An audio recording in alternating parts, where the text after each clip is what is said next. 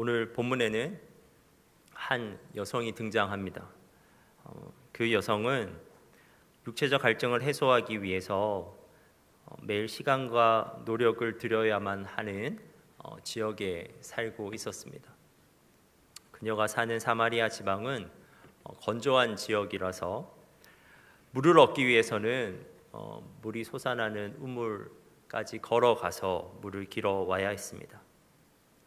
그녀에게는 그렇게 물을 얻는 일이 무척이나 고되게 느껴졌습니다. 먼저 당연히 그것은 육체적으로 고된 일이었습니다. 먼 길을 그리고 그 무거운 것을 들고 오고 가는 그 일은 육체적으로 힘든 일이었습니다. 그런데 그 일을 더 고되게 하는 것은 그녀의 처지였습니다. 그녀의 삶은 그 당시 사람들이 윤리적으로 도무지 용인할 수 없는 수준이었습니다. 그녀는 5번 결혼해서 모두 실패한 여자였고 심지어 지금 같이 사는 남자는 법적인 남편이 아니었습니다. 이는 당시 사람들로부터 충분히 비난받고 손가락질을 받을 수 있는 일이었습니다. 그러므로 그녀는 물을 길러 가는 일이 육체적으로도 너무 고된 일이었는데 그곳에서 사람들을 만나는 것 그리고 그들의 수군거리를 듣는 것도 정서적으로 너무나 힘든 일이었습니다.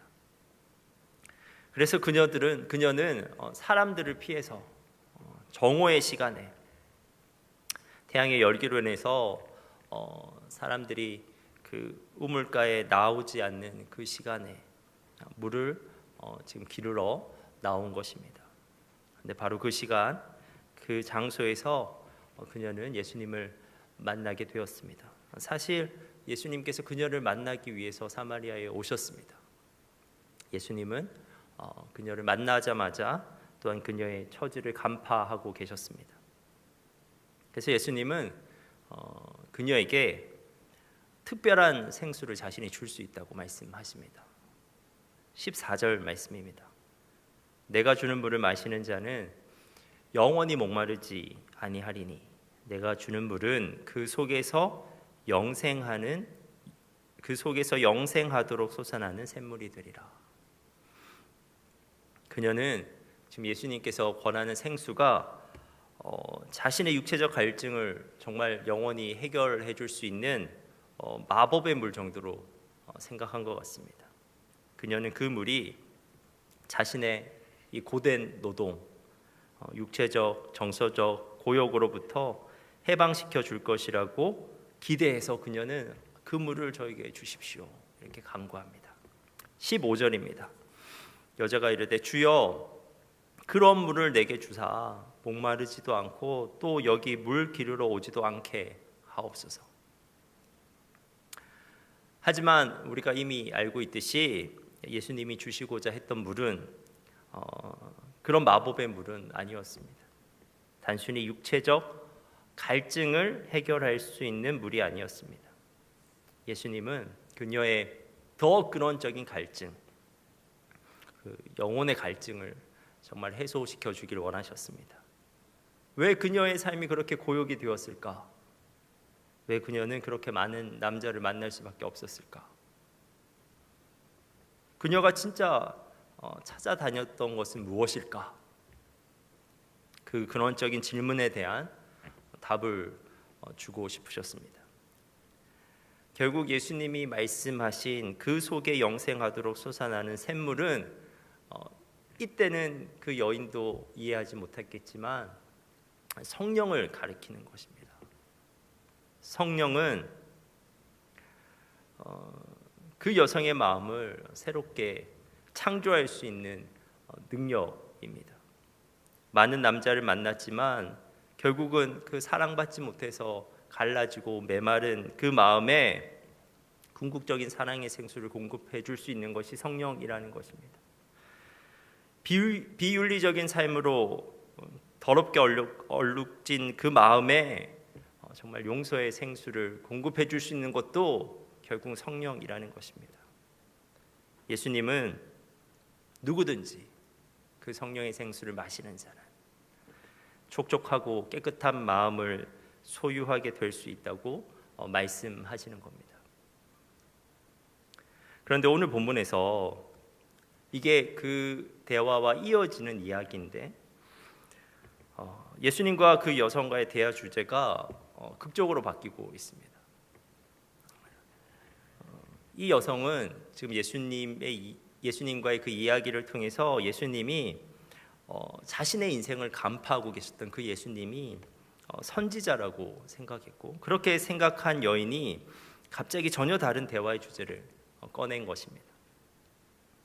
그것은 평소 자신을 포함한 그 사마리아인들이 품고 있었던 신앙적 질문이었는데 바로 그 예배에 관한 것이었습니다.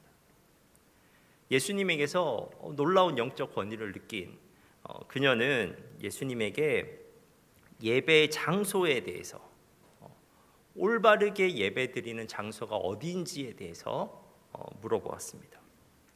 20절입니다. 우리 조상들은 이 산에서 예배하였는데 당신들의 말은 예배할 곳이 예루살렘에 있다 하더이다. 예수님 당시 그 유대인과 사마리아인 간에 신앙적으로 첨예하게 쟁점이 되는 문제가 있었는데 그것은 바로 그 예배 장소에 대한 문제였습니다. 신명기에는 이러한 말씀이 있습니다. 신명기 12장 5절인데요. 오직 너희의 하나님 여호와께서 자기 이름을 두시려고 너희 모든 지파 중에서 택하신 곳인 그 계실 곳으로 찾아 나아가서. 그런데 유대인과 사마리아인은 택하신 곳, 그러니까 하나님을 예배하기 위해서 나가야 되는 그 택하신 곳이 어디인지에 대해서 상반된 견해를 가지고 있었습니다. 유대인은 구약 성경 전체를 통해서 예루살렘이 당연히 그곳이라고 결론을 내렸습니다. 왜냐하면 다윗이 하나님의 성전을 예루살렘에 짓기로 작정하였고 또 솔로몬이 그렇게 하도록 인준하신 곳이 바로 예루살렘이었기 때문입니다. 그러나 사마리아인들은 모세 오경만을 믿고 있었거든요. 그래서 모세 오경 안에서 등장하는 장소 중에 그 택하신 곳을 찾고자 하였습니다. 그래서 그들은 아브라함이 제단을 쌓은 최초의 장소였고 가나안 땅에 들어온 이스라엘 백성을 향해 복이 선포된 장소였던 그리심산을 택하신 곳으로 믿고 있었습니다. 그런데 이러한 사마리아 여인의 질문에 예수님께서 이렇게 대답하십니다. 21절입니다. 예수께서 이르시되 여자여 내 말을 믿으라. 이 산에서도 말고 예루살렘에서도 말고 너희가 아버지께 예배할 때가 이르리라. 일단 예수님은 하나님을 참되게 예배하는 문제가 더 이상 장소의 문제가 아니라고 말씀하십니다. 예수님은 예배에 있어서 진짜 문제는 어떻게 예배를 드리는가의 문제라고 하십니다. 23절입니다. 아버지께 참되게 예배하는 자들은 영과 진리로 예배할 때가 오나니 곧 이때라. 아버지께서는 자기에게 이렇게 예배하는 자들을 찾으시느니라. 예수님께서는 어떠한 장소에도 구애받지 않고 예배할 때가 오고 있다고 하십니다. 그때가 오면 장소에 구애받지 않고 영과 진리로 하나님께 예배하게 되는데 그러한 예배가 하나님이 정말 기뻐하시는 참된 예배라는 것입니다. 근데 여러분 아십니까? 우리가 바로 그때를 살아가고 있는 사람들이라는 것을 아십니까? 예수님께서 말씀하신 그때는 우리에게는 이미 임하여 있는 때입니다. 그때는 예수 그리스도의 십자가로 말미암아 이미 성취되었고 성령으로 인하여 이미 우리에게 지극한 현실이 되어 있습니다. 참된 예배의 가능성이 이미 우리에게는 활짝 열려 있다고요. 저에게는 그 예배에 관한 에피소드가 하나 있습니다. 저는 첫 사역을 서울에 있는 한 교회에서 그 중등부 전도사로 하였습니다. 그 당시 이제 중3 친구들이 94년생이었는데 그 친구들과 함께 제가 첫 사역을 시작했습니다. 그때 제가 한 번은 연합 수련회로 중등부 친구들을 데려간 적이 있었습니다. 그런데 그 중등부에는 수련회는 한 번도 가본 적이 없는 한 친구가 있었습니다. 저는 그 친구가 이번에도 안 가겠지 생각했습니다. 하지만 수련회를 위해 기도하는데 그 친구가 계속 이제 저에게 떠올랐습니다. 그 친구는 또 안 가겠다고 하겠지만 수련회 가자고 한번은 초청해 봐야겠다 결심했습니다. 그래서 저는 그 친구에게 전화를 했는데 수련에 대한 말을 먼저 하지 않고 그냥 신앙에 대해서 한번 물어봤습니다. 근데 이 친구와 그 예상외로 굉장히 진지하게 그리고 오랫동안 대화하게 되었습니다. 그 친구는 워낙 내성적인 성격이라서 교회에서의 모든 상황이 어색하다고 말했습니다. 하지만 자신에게 하나님을 더 알아가고 싶은 소망은 있노라고 고백하는 겁니다.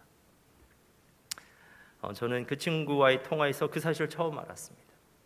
그래서 제가 용기를 내어서 그 친구를 수련회에 초청했는데 그 친구는 웬일인지 이번에는 한번 가보겠다고 말하였습니다. 수련회가 시작되었습니다. 근데 하필이면 그 연합 수련회는 일정이 온통 예배로만 가득 차 있는 수련회였습니다. 그 수련회는 첫 개회 예배를 3시간 동안 드리면서 시작되었습니다. 개회 예배가 3시간이었습니다. 그러자 그 친구가 개회 예배를 끝나자마자 저를 찾아왔습니다. 택시를 타고 집에 가겠다고 말했습니다. 너무 많은 사람이 있어서 힘들고 예배가 너무 길어서 힘들고 또 앞으로도 이런 예배를 몇 번이고 더 드려야 하니까 너무 힘들다고 저에게 얘기했습니다. 그래도 저는 여기까지 어떻게 왔는데 이렇게 돌아가기는 너무 아쉽지 않은가 설득하여 겨우 그 친구를 다시 수련회장으로 돌려보냈습니다. 그때부터 그 친구는 꾸역꾸역 그 수련회 일정들을 견뎌내었습니다. 그런데 역사는 수련회 마지막 날 집회에서 일어났습니다. 수련회 기간 내내 그토록 힘들어했던 그 친구가 마지막 집회가 끝나자 다시 저를 찾아왔습니다. 그런데 그 표정이 달라져 있었습니다. 눈물을 글썽글썽하고 있었는데 저를 보자마자 정말 그 천사와 같이 환한 미소를 지어 보였습니다. 저는 이러한 극적인 변화에 당황해서 무슨 일이 있었나 물어보았습니다. 그랬더니 이 친구가 저에게 자기를 수련회에 데리고 와줘서 너무 감사하다고 그렇게 말했습니다. 저는 이 친구가 그 마지막 날 뜨거운 집회 분위기에 감정적으로 취해버렸구나 생각했습니다. 하지만 그것은 단순히 분위기의 문제가 아님을 제가 그 친구의 말을 듣고 알게 되었습니다. 그 친구가 저에게 그 순간에 해준 말이 아직도 기억이 납니다. 이런 말이었습니다. 전도사님, 저는 내성적이라서 한 번도 소리내서 찬양한 적도 없고 한 번도 소리내서 기도해 본 적이 없었어요. 옆에 앉아있는 친구들이 혹시라도 저의 목소리를 들을까 봐 아예 그렇게 해볼 생각을 해본 적이 없었어요. 예배에 나왔지만 사실 하나님께 신경을 쓴 것이 아니라 온통 그 옆에 있는 사람, 앞뒤에 있는 사람들, 다른 사람들에게 신경을 쓰고 있었던 거죠.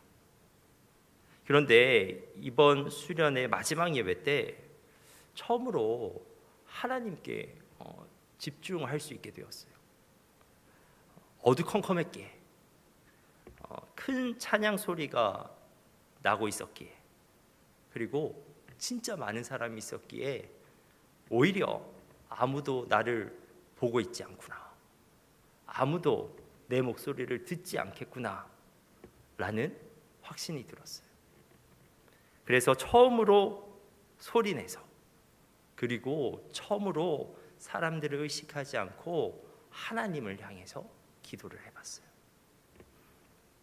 나의 마음을 담아서 주님이라고 소리내어 불러보았는데 이상하게 그때부터 주체할 수 없는 눈물이 나기 시작했어요. 내가 지었던 죄들이 막 생각나서 정신없이 회개하게 되었고, 그토록 못난 죄인인데도 나를 사랑하시는 하나님의 사랑이 어느 순간 그냥 확 느껴졌어요. 전도사님, 뭔가 하나님을 만난 기분이에요.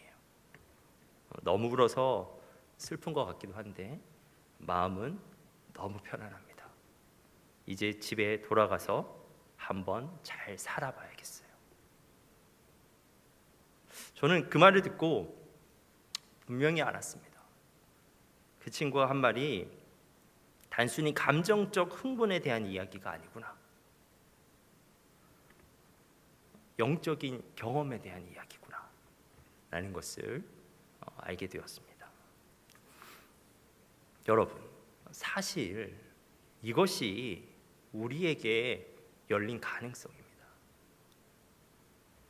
예수 그리스도의 십자가로 말미암아, 성령으로 말미암아 우리에게 열려있는 가능성, 그 가능성을 통해서 예배 시간에 하나님을 바라볼 때, 그리고 우리의 마음을 정말 하나님께 온전히 드릴 때, 우리의 예배가 그냥 형식으로만 끝나지 않을 수 있는 것, 우리는 그 가능성의 시대를 살고 있는 것입니다. 그런데 여러분은 여러분 앞에 그 열린 그 가능성으로 진정한 예배를 드리고 있습니까? D.A. 카슨이라고 하는 유명한 신학자가 있는데, 그 신학자가 오늘 본문을 주석하면서 진정한 예배자에 대해서 이렇게 말하고 있습니다. 화면을 한번 보시면, 진정한 예배자는 어디에서 예배하는가로 결정되는 것이 아니라 누구를 어떻게 예배하는지로 결정된다. 제가 다시 한번 읽어드리면, 진정한 예배자는 어디에서 예배하는가로 결정되는 것이 아니라 누구를 어떻게 예배하는지로 결정된다. 여러분, 먼저 진정한 예배는 누구가 중요합니다. 올바른 대상을 예배하는 것입니다. 예배는 하나님을 예배하는 것입니다. 근데 여러분은 이 시간 정말 하나님을 예배하고 있습니까? 그 당연한 말인 것 같지만 그렇지 않을 수도 있습니다.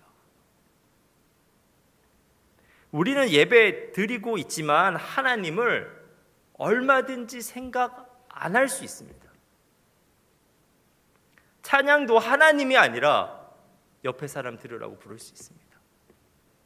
기도도 그저 무의미한 말만 반복하면서 혼잣말처럼 해버릴 수 있습니다. 말씀도 하나님의 뜻을 듣는 것이 아니라 그냥 좋은 교훈 듣는 것처럼 흘려 들을 수 있습니다. 그저 예배당에 앉아서 이 예배 시간을 나의 시간으로 꾸역꾸역 보내고 있는 것입니다. 나의 예배가 정말 하나님을 향해 있는가? 지금 이 순간 진지하게 여러분 한번 생각해 보시길 바랍니다. 그리고 진정한 예배는 영으로 드리는 것입니다. 우리는 우리의 노력뿐만 아니라 성령의 의지에서 예배를 드려야 합니다. 우리가 진정한 예배를 드릴 수 있는 것은 우리 자격 때문이 아닙니다. 예수 그리스도의 십자가 때문이고 우리에게 임해 계신 성령으로 인해 가능한 것입니다.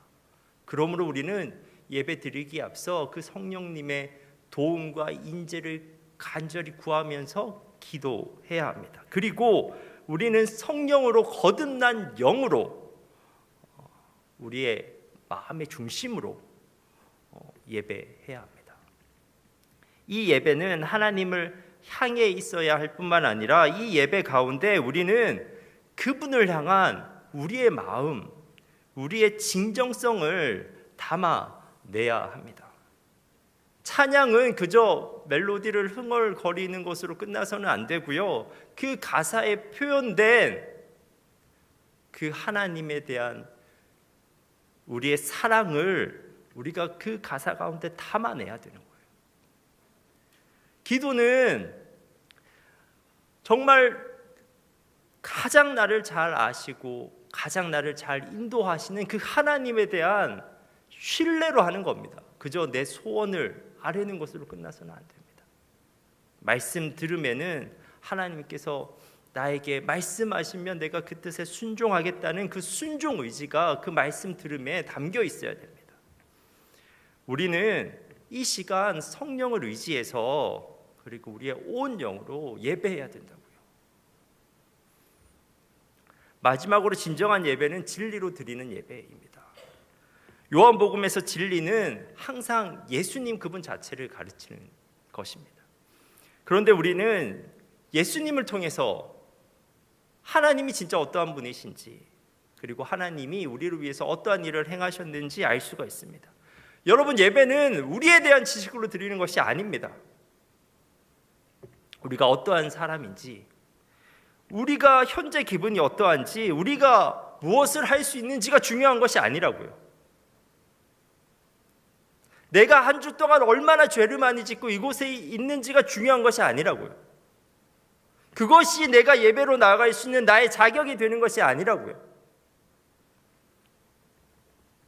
예배는 우리의 예배를 받으시는 하나님을 아는 지식으로 드리는 겁니다. 우리가 예수 그리스도를 통해서 우리에게 계시된 하나님을 진짜 알게 되면 진짜 우리가 그분을 예배할 수 있습니다. 하나님이 정말 우리를 위해서 무엇을 하셨는지, 그 일을 하신 하나님께서 우리를 얼마나 사랑하시는지를 진짜 알게 되면 우리는 감격할 수밖에 없고 우리는 그분을 경배할 수밖에 없습니다. 여러분, 이 시간 진짜 한번 진지하게 물어보십시오. 여러분은 진정한 예배자이십니까? 여러분은 이 시간에 영과 진리로 예배하고 있는 겁니까? 근데 예수님께서 이렇게 말씀하십니다. 23절과 24절입니다. 아버지께 참되게 예배하는 자들은 영과 진리로 예배할 때가 오나니 곧 이때라. 아버지께서 자기에게 이렇게 예배하는 자들을 찾으시느니라. 여러분, 아버지께서는, 하나님께서는 예배자를 찾으신다고 하십니다. 예배자인 우리가 하나님을 찾는 것보다 하나님께서 예배자인 우리를 더 찾으신다고요. 그러므로 우리가 예배자가 된다면, 우리가 진정한 예배자가 된다면, 우리가 영과 진리로 예배를 드리는 예배자가 된다면 우리는 우리를 그토록 찾으시는 하나님을 인격적으로 만나게 됩니다. 이 시간 가운데 우리와 하나님과의 인격적 만남이 틀림없이 경험되어지게 되는 것입니다. 우리의 예배는 그때 마침내 형식을 뛰어넘은 우리 모두에게 의미가 될 수 있는 것입니다. 여러분, 예수님께서 이 땅에 왜 오셨습니까? 그 예배의 가능성을 열어주기 위해 이 땅에 오신 겁니다. 여러분, 왜 예수님께서 십자가에 죽기까지 하셨습니까? 우리에게 그 예배의 가능성을 열어주기 위해서 십자가에서 죽기까지 하신 겁니다. 여러분, 예수님께서 선물을 보내주신 이유도 우리에게 그 가능성을 열어주기 위해서 그렇게 하신 겁니다. 우리에게 예배 드릴 수 있는 가능성이 열려 있습니다. 이 예배가 그저 형식이 아니라 하나님과의 인격적 교제가 될 수 있는 가능성이 열려져 있습니다. 우리가 이 예배를 통해서 은혜 받을 가능성이 이미 우리에게 너무나 활짝 열려 있습니다. 여러분 앞에 열린 그 가능성을 잡으실 수 있는 여러분 되셨으면 좋겠습니다. 많은 사람이 예배에 나오지만 누군가는 이 예배 가운데 은혜를 누리고 누군가는 이 예배 가운데 은혜를 누리지 못합니다. 십자가의 그 은혜는 사실 누군가에게 다 열려져 있지만 그 사람이 예배자인가 아닌가에 따라서 그 은혜를 누군가는 누리고 누군가는 누리지 못하게 됩니다. 사랑하는 주사랑 청년 여러분, 저는 여러분에게 담대히 이렇게 초청합니다. 우리가 진짜 한번 진정한 예배를 함께 드리는 공동체 되길 원합니다. 우리 이번 수련회에서 진정한 예배를 한번 드려봅시다. 그냥 수련회 가지 말고 놀러 가는 것을 넘어서서 영과 진리로 예배 드릴 것을 결단하면서 우리가 수련회 예배를 한번 나아가 봅시다. 그리고 우리 앞으로의 주일 4부 예배에서 그런 진정한 예배를 우리가 함께 드려봤으면 좋겠습니다. 형식적인 예배로 나오는 것이 아니라 이 예배 가운데 계시는 하나님 앞에 나오는 것입니다. 그 하나님을 만나기 위해서 나의 마음과 나의 내적 자세를 준비하고 나오는 것입니다. 근데 제가 단언하건대 그렇게 나오는 예배자는 이 시간 가운데 하나님의 놀라운 은혜를 누릴 수 있게 됩니다. 그리하면 이 예배 가운데 단순히 감정적인 흥분을 뛰어넘어서 우리가 우리 마음 가운데 일어나는 엄청난 영적 역동을 누릴 수 있게 됩니다. 저는 목사로서 그러한 진정한 예배를 꿈꾸며 기도합니다. 여러분도 함께 꿈꾸며 기도하면서 여러분도 누리고 우리 공동체가 모두 그러한 은혜 가운데 있게 되길 간절히 바랍니다. 기도하겠습니다. 하나님, 우리가 하나님이 찾으시는 예배자가 되게 하옵소서. 우리가 진정한 예배자가 되게 하옵소서. 우리가 영과 진리로 예배드리게 하시고 우리가 예배 가운데 약속되어 있는 풍성한 은혜를 누릴 수 있게 하옵소서. 예수님의 이름으로 기도합니다.